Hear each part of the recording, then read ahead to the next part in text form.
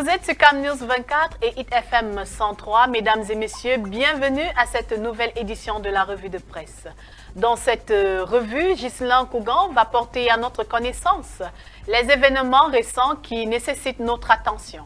Ghislain. Démarrons par le tri hebdomadaire d'Icalo. À la une journée pour célébrer la liberté, un état des lieux désastreux, le sombre bilan de la presse. Journalistes clochardisés, censurés, emprisonnés et assassinés. Le quatrième pouvoir camerounais se porte très mal. À lire le dossier de la rédaction du tri hebdomadaire d'Icalo aux pages 5 et 7 de cette édition. Candidature unique de l'opposition, Anissé Kane et Sambaka ouvrent un nouveau front à la page 4. Mort pour la Russie, ces Camerounais enrôlés et neutralisés dans le bourbier ukrainien. Page 2 pour plus de précisions sur ce phénomène. Du robinet à la bouteille, la stratégie de Kamwata pour faciliter l'accès à l'eau potable est à lire à la page 8 du tri hebdomadaire d'Icalo. Challenge Hebdo à la une, lutte contre le sida, mettre sous contrôle le VIH-Sida à l'horizon 2030. Cette ambition du gouvernement a été réitérée par le ministre de la Santé publique au cours de la première réunion statutaire du CNLS. Les chiffres de l'espoir sont à lire dans les colonnes du journal Challenge Hebdo avec le taux d'infection en baisse, page 7 précisément. Toujours avec Challenge Hebdo, route Ngaoundéré-Garoua, l'indisponibilité des fonds retarde le démarrage des travaux. Nous faisons savoir à la page 8.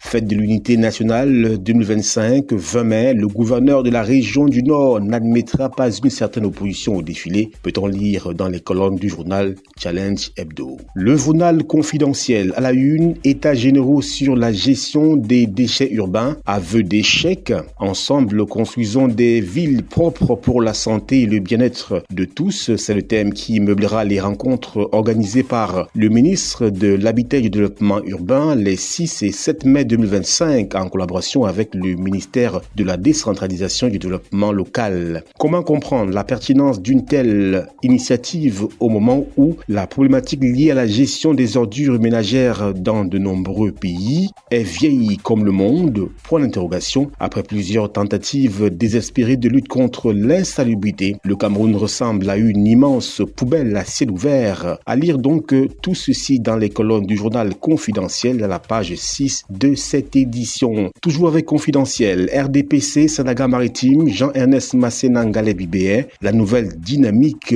page 9 pour s'en apercevoir. Actualité oblige, liberté de la presse sacrifiée à l'autel des intérêts égoïstes, nous dit confidentiel à la page 5 de cette édition. Toujours avec confidentiel, cette fois-ci, coup de gueule, la leçon de Paul Biya au prélat est à consulter à la page 10 du journal confidentiel. Direct Info à la une, actualité oblige, états généraux sur la gestion des ressources en déchets urbains, des ordures à la richesse, page 9.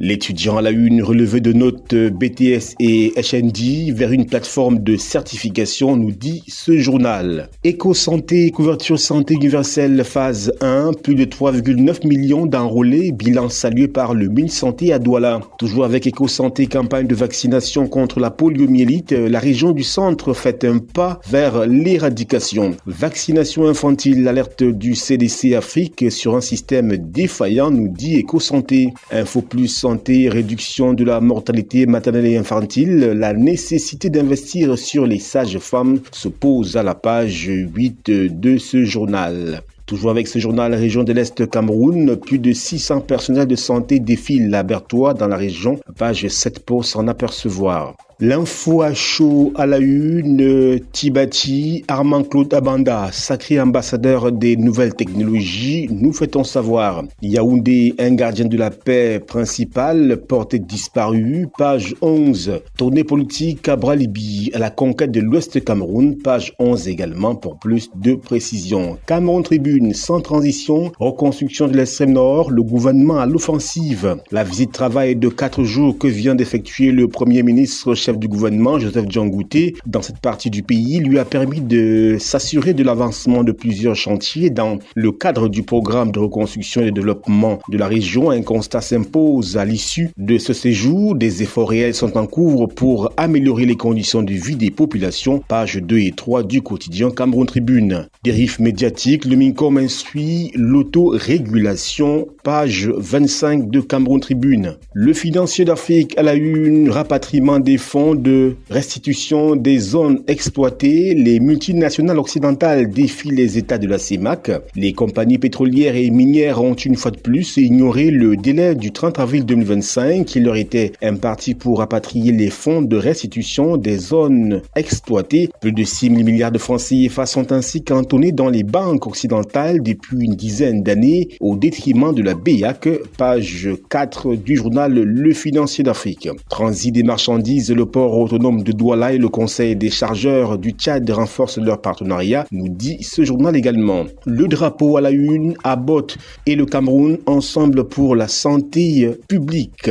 Le journal indépendant à la une, intelligence artificielle, impact sur la liberté de la presse. Le comment est à lire à la page 5, mais aussi à la page 7 de ce journal. Fête du travail 2025, la Caisse nationale de prévoyance sociale, CNPS, célèbre son personnel. Des prouesses à mettre à l'actif de son directeur général, Alain-Noël Olivier Moukoulumvondo, page 8 pour lire toute cette belle initiative. La voix des jeunes, drame de Soulé-des-Rois, les corps oubliés. 2 mois après, nous fêtons savoir. Éco matin à la une, digitalisation, PME, transparence, les grandes lignes du nouveau règlement général de la BVMAC sont à lire dans les colonnes de ce journal. Éco News à la une, presse écrite, parent pauvre du marché publicitaire obèse, direction page 8 pour en savoir davantage. Programme IWATSA, 120 millions de francs CFA pour irriguer les plus vulnérables, nous dit-on. Toujours avec Éco News, Paul Focam-Camonier a-t-il osé dire non au système ? Pour l'interrogation, bien, direction Éco News pour plus de détails sur cette préoccupation.